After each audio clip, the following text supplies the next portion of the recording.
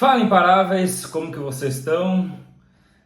Espero que estejam todos bem. Bom, estamos com toda essa questão do aumento do preço dos combustíveis, gasolina, diesel, o petróleo chegou a bater hoje $119 o barril. Loucura, loucura. E tudo isso por conta da guerra que está acontecendo entre Irã e Estados Unidos. E então sobra para todo mundo, a verdade é essa. E eu recebi uma pergunta muito interessante hoje. Um aluno de uma mentoria que eu dou sobre finanças pessoais, ela me perguntou: Diego, tem coisas que a gente não entende, então se tu puder me explicar. O Brasil não é autossuficiente em petróleo? Eu disse para ela que sim, somos autossuficientes em petróleo. Porém, o nosso petróleo ele é muito pesado. Ou seja, a gente precisa exportar o nosso petróleo, do qual a gente é autossuficiente, e importar diesel e gasolina.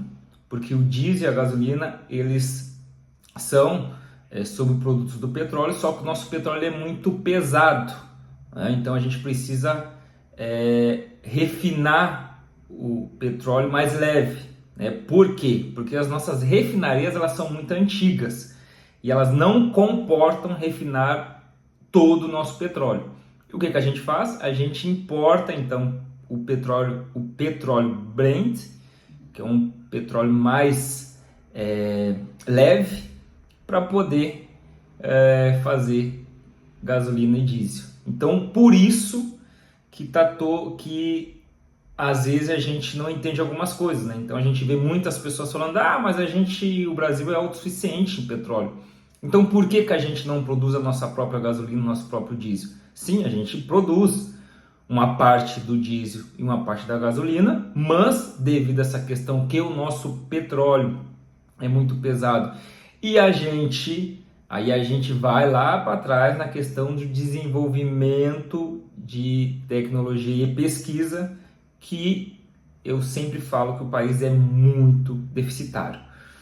E acontece isso, a gente ter que exportar o nosso petróleo e importar outro tipo de petróleo mais leve para poder refinar. Então isso faz com que nós não sejamos autossuficientes na produção de diesel e gasolina.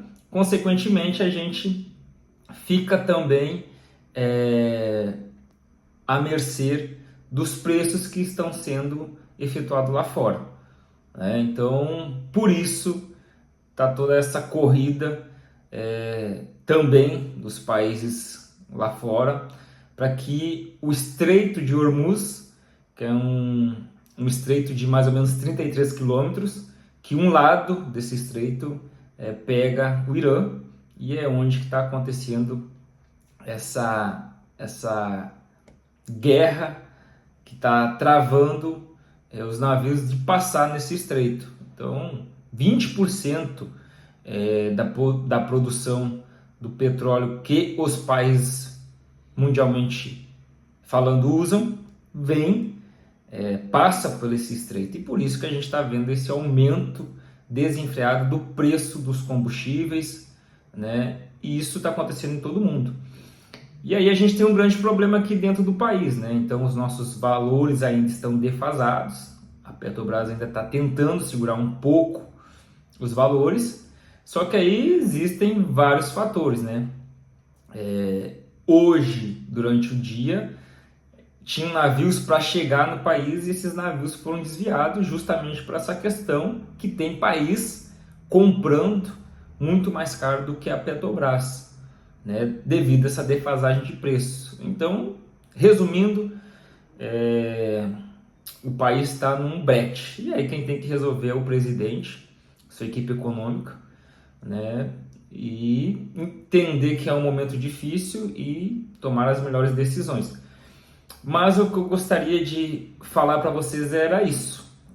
O país, sim, ele é autossuficiente em produção de petróleo, porém, nós não temos tecnologia de refino devido ao nosso petróleo ser muito pesado. E por isso a gente precisa importar matéria-prima para desenvolver o diesel e gasolina. E aí, por isso que os preços estão subindo. E isso impacta diretamente no bolso de todos.